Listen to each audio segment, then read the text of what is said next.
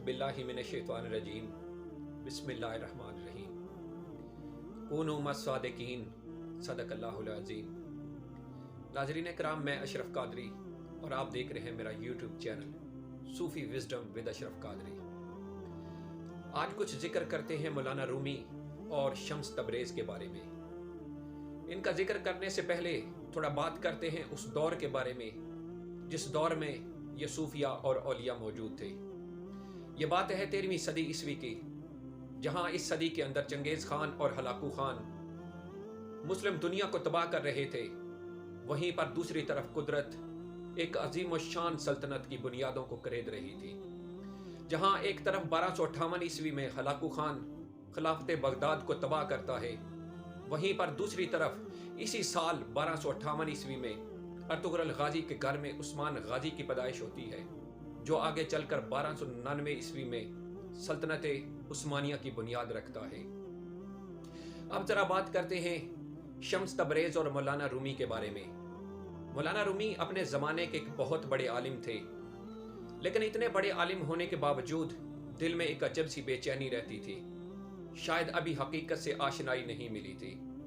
लेकिन खुदा की कमाल कुदरत यह है कि इंसान जिस चीज़ के बारे परेशान होता है, कुदरत उससे निकलने के रास्ते वाज़े करना शुरू कर देती है। एक दफ़ा मौलाना रूमी रहमतुल्लाह अलैह तालाब के किनारे बैठे महवे मुतालिया थे और उनके पास काफ़ी सारी किताबें भी पड़ी हुई थी। खुदा का करना कुछ ऐसा हुआ कि उनके पास से शाह शम्स तबरेज़ गुजरे और गुजरते हुए उन्होंने मौलाना रूमी से किताबों की तरफ इशारा करके पूछा कि मौलाना ई चीज़, कि मौलाना ये क्या है। मौलाना रूमी ने जब उनका हुलिया देखा तो फौरन गोया हुए कि ई इल्म अस्त तू नमी दानम, ये वो इल्म है जो तू नहीं जानता।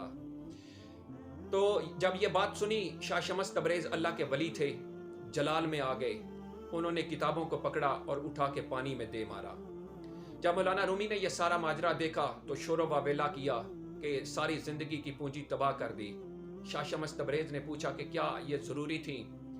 मौलाना रूमी ने कहा, हाँ बहुत ज़रूरी थी।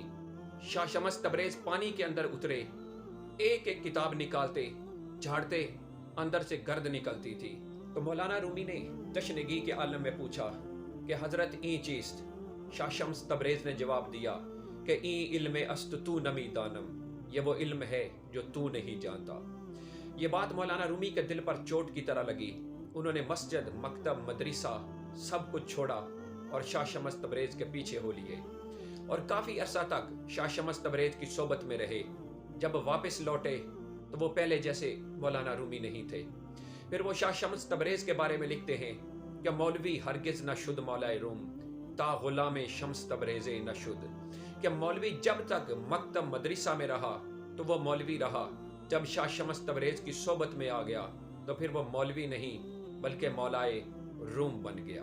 देखे, सूफिया की सोबत में इंसान बाकमाल बन जाता है। सूफी क्या करता है? सूफी आपके वजूद की वाइब्रेशंस को फितरत की वाइब्रेशन से मिलाता है।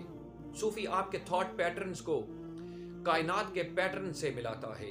सूफी आपकी धड़कनों को कायनात की धड़कनों से हम आहंग करता है।